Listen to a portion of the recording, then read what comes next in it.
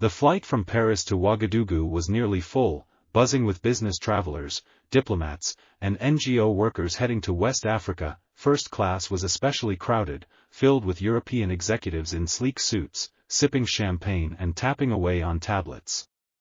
Among them sat a man who didn't quite fit the mold, dressed modestly in a beige shirt and dark trousers, reading a book with calm focus.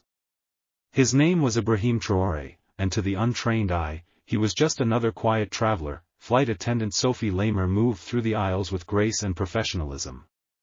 With 15 years of experience under her belt, she was known for handling even the most delicate situations. But today was different. A last-minute request came from the cabin chief, a high-profile VIP. Mr. Dumouriez, the vice president of a multinational French conglomerate, had missed his original flight and needed a seat in first class. The problem? All the seats were occupied. Sophie scanned the cabin, her eyes pausing briefly on IBRAHIM. Compared to the others in tailored jackets and designer watches, he looked unassuming, perhaps less important. Without much hesitation, she approached him with a professional yet firm smile. "Excuse me, sir," she said, "we have a priority passenger who must be seated in first class. Would you be willing to move to business class? The airline will offer compensation and a voucher for future travel." IBRAHIM looked up slowly, his gaze calm but sharp. "Is there a problem with me being here?" he asked in soft, fluent French. Sophie hesitated, caught off guard by his question, and his poise. "No, sir," she replied, "but it's a matter of priority." The mood in the first-class cabin subtly shifted. A few curious passengers turned their heads, sensing something was off. Sophie felt their eyes on her, but she stood tall, waiting for a response from the man who now seemed more complex than she first assumed. IBRAHIM Traoré gently closed his book, marked his page with care, and placed it into a weathered leather bag. There was no irritation in his face, no protest in his body language, only a serene acceptance that seemed out of place in such a high-stakes, high-status environment. "I will change my seat," he said calmly, standing with quiet dignity, "but not for compensation. I only ask for a cup of tea after takeoff." Sophie blinked, momentarily thrown by the grace in his answer. "Of course, sir," she replied, trying to regain her composure. She checked the manifest and saw the name, IBRAHIM Traoré. It didn't ring any bells for her. She simply assumed he was just a reserved, middle-aged African businessman. As she guided him toward business class, she couldn't help but feel a small wave of guilt. Something about the exchange didn't sit right. Why had she chosen him so quickly? Why had she assumed he was the one who should move? Meanwhile, IBRAHIM settled into his new seat with the same peaceful air he carried in first class. He thanked the crew member who brought him tea and reopened his book, once again absorbed in its pages, an economic analysis of post-colonial West Africa. Back in first class, Mr. Dumouriez arrived with loud complaints about the delay. Sophie smiled politely as she helped him with his seat. Yet deep inside, she couldn't stop thinking about the man she had just relocated, and why she felt she may have just made a mistake she wouldn't soon forget. 2 hours into the flight, the cabin had returned to its usual rhythm, meals were being served, business conversations buzzed like low static, and the scent of roasted chicken filled the air. Sophie was moving between rows in business class, checking on passengers, when her young colleague, Amina, approached her with wide eyes and a nervous whisper. "Sophie, do you know who the man is that you moved from first class?"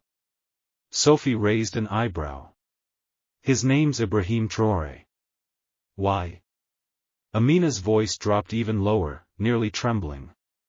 "That's not just IBRAHIM Traoré. That's President IBRAHIM Traoré. The president of Burkina Faso." Sophie's heart stopped.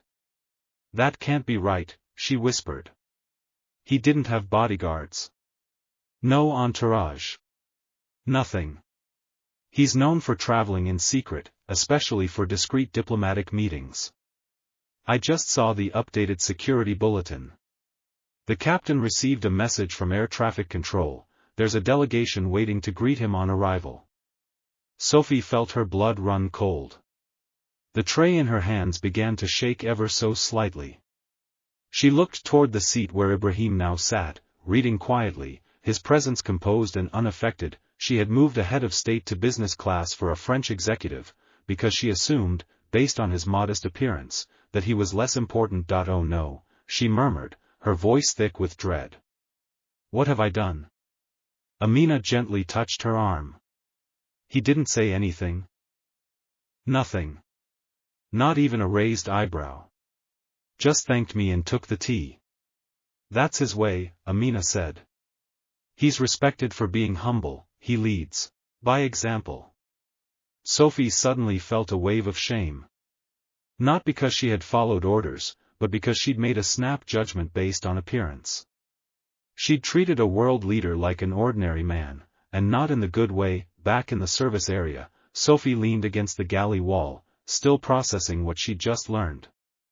The engines hummed, the cartwheels clicked faintly, but in her mind, everything had gone still. I judged him, she said softly to Amina, her eyes clouded with guilt.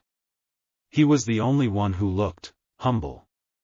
So I chose him. Amina gave her a gentle look. We all do it sometimes.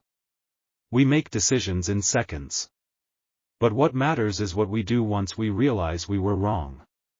Sophie peeked through the curtain toward business class. IBRAHIM Traoré was still reading, his fingers slowly turning the pages of his book. There was something powerful in his calm. He hadn't revealed who he was, hadn't demanded better treatment, hadn't even hinted at his true identity. The restraint, the humility, it humbled her more than any lecture could. I need to apologize, Sophie said, her voice tight. You can't just walk up to him and make a scene, Amina warned. The captain said his visit is confidential. He's traveling under the radar for a reason. Sophie nodded. She understood. But the weight of her mistake lingered, sitting heavy in her chest like an anchor. Later, while doing another pass through business class, she paused near Ibrahim's seat. He looked up, and for a moment, their eyes met.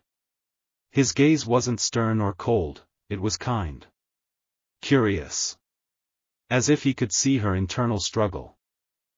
Can I offer you anything, sir? She asked softly. He smiled gently. No, thank you. Everything is perfect. She hesitated. Her throat tightened. I want to say sorry, for what happened earlier. He studied her for a moment. You were doing your job, Mississippi. No, she replied, shaking her head slightly. I made a mistake. Ibrahim Traoré closed his book slowly, resting it on his lap as he regarded Sophie. The cabin lights above them dimmed slightly for the evening stretch of the flight, casting soft shadows that made the moment feel even more intimate. Do you know why I agreed to change my seat without question? He asked, his voice calm and deliberate. Sophie shook her head, unsure whether to look him in the eye or cast her gaze downward. No, Mr. President. I mean, sir. He smiled at her slip. Because titles don't define us. Seats, cabins, luxury, those are illusions of status. What matters is how we carry ourselves. How we treat others. Sophie swallowed the lump forming in her throat. Still, I judged you by your appearance. I assumed you were less important. You're not the first, he said, gently. In my line of work, people show their true nature quickly when they think no one is watching. She lowered her eyes, ashamed again, but that's also where the opportunity lies, he continued. To learn. To reflect. You're doing that now. A moment of turbulence rocked the plane slightly, and Sophie instinctively grabbed the seat. Ibrahim motioned to the empty seat beside him. Come. Sit for a moment. She hesitated, first-class protocol whispered in her mind, but her heart nudged her forward. She sat down beside him, nervous and silent. I often travel like this, he said, quietly, modestly. Not because I must, but because it reminds me of what real leadership is. Humility. Listening. Not needing to be seen to make an impact. Sophie looked at him now, seeing more than a passenger. She saw strength in simplicity, power in peace. I'll never forget this, she whispered. Good, he said, because the world needs more people who learn from their mistakes. As the flight neared Burkina Faso's airspace, a quiet buzz began spreading among the crew. It started with a subtle message passed from the cockpit to the lead flight attendant, and then whispered from one crew member to another. Sophie was back in the galley preparing the final service when Amina, the youngest member of the crew, approached her with wide, astonished eyes. "Sophie," Amina whispered, barely able to contain herself. "Do you know who that man is? The one you moved from first class?" Sophie turned, confused. "Mr. Traore? I know. I made a mistake. He's important, I can feel it now. But who is he exactly?" Amina leaned in.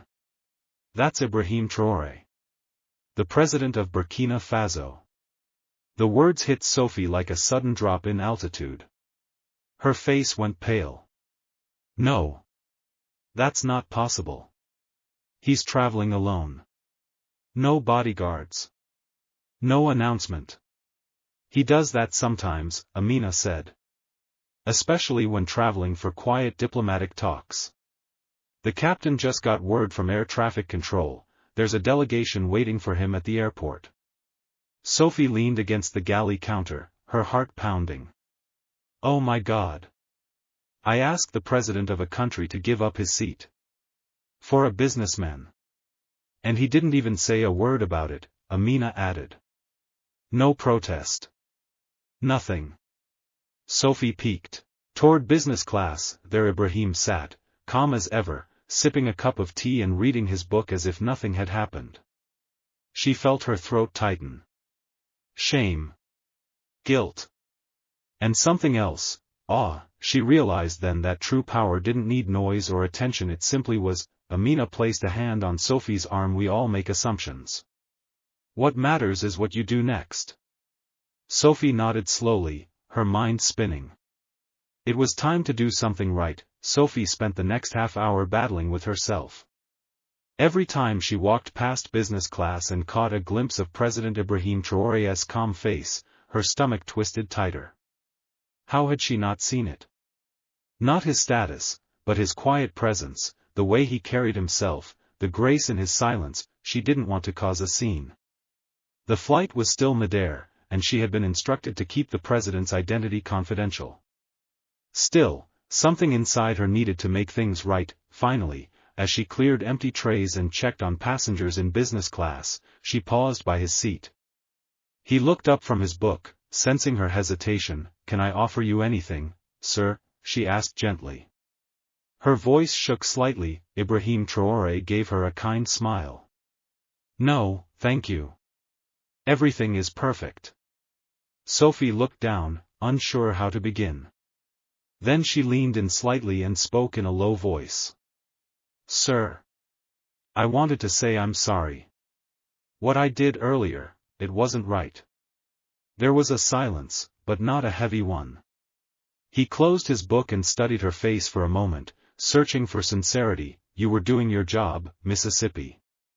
There's no need to apologize," he said gently. "But I judged you," Sophie admitted, her voice barely above a whisper, "based on how you looked.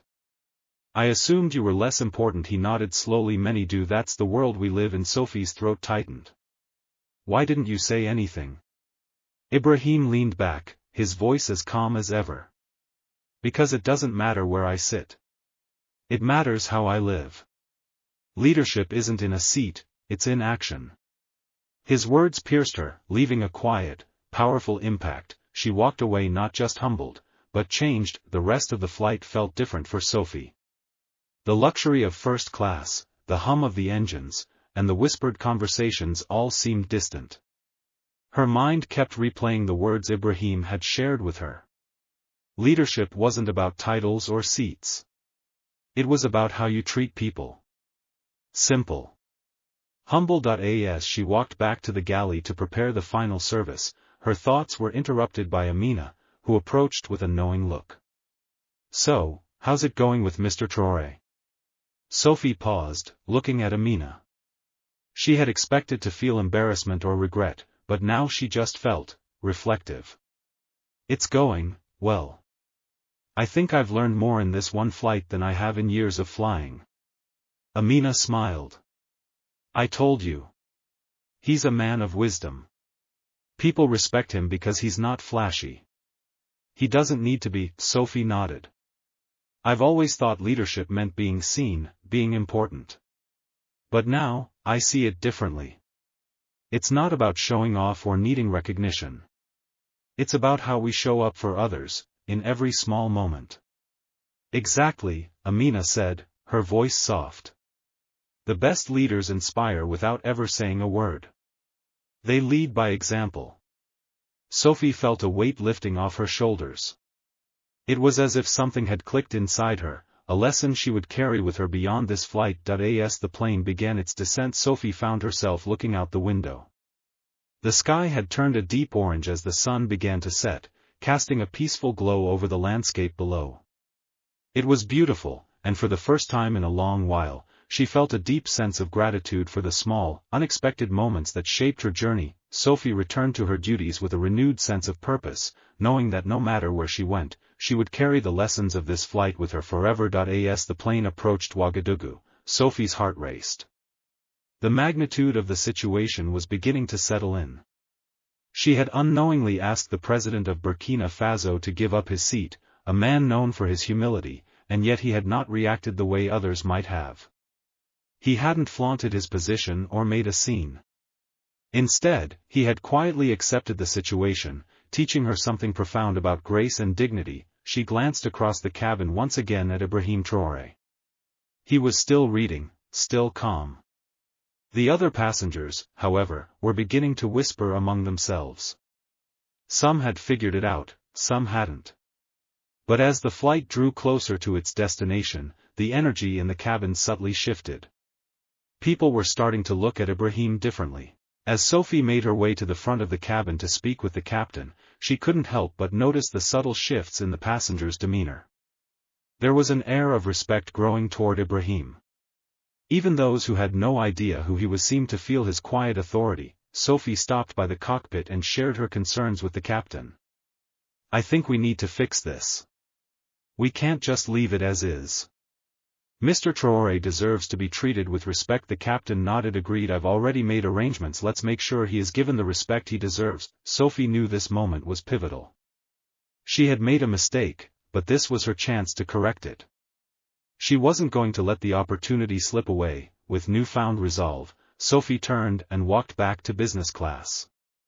Her hands were steady now, no longer trembling with uncertainty. It was time to do right by Mr. Traoré. Sophie approached IBRAHIM Traoré one last time as the plane began its final descent into Ouagadougou. She took a deep breath, determined to make amends. It wasn't just about offering him a seat in first class now, it was about showing him the respect he truly deserved, respect she had only just begun to understand. Mr. Traoré, Sophie said quietly, addressing him formally now, I wanted to personally invite you to move back to first class for the final moments of the flight. You belong there, and I deeply regret the earlier mistake. IBRAHIM looked up at her, his eyes calm and thoughtful, as if he had already anticipated this moment. A small, knowing smile played at the corners of his lips. Thank you, Miss Lur, he replied gently. But I'm quite comfortable here. The view is perfect. Sophie hesitated. She had thought he would have jumped at the chance to return to his rightful seat, but the humility in his words made her pause. It's not about comfort, Mr. President, Sophie said, her voice steady, though her emotions were mixed. It's about respect. The way you've carried yourself today, it's something I don't want to forget. IBRAHIM nodded, his gaze softening. I see. But respect isn't something we give based on titles. It's given through our actions, in how we treat others. Sophie felt a warmth spread inside her, the weight of his words sinking in. It wasn't about the grand gestures or titles. It was about how we made others feel, about kindness and humility in every interaction. Still, Sophie said, if it means something to you, I'd be honored if you would take your seat in first class now. Not because of your title, but because I want to honor you, for who you are as a person. IBRAHIM's smile widened, and he stood slowly.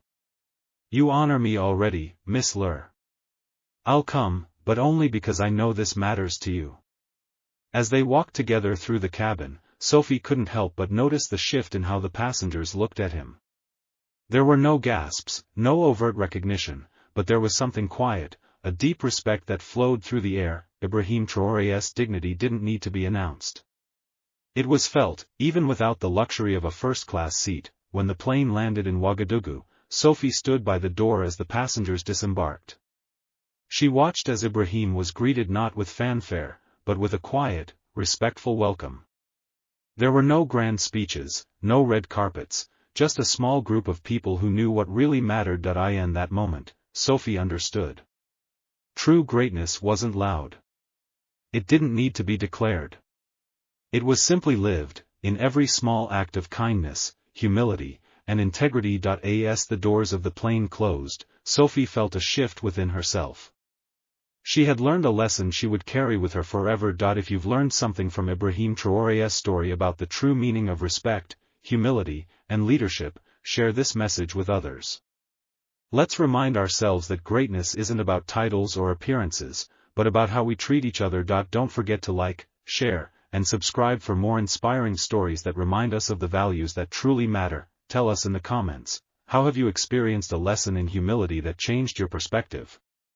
Let's keep the conversation going. Thanks for watching, and remember, real greatness is often found in the simplest of actions.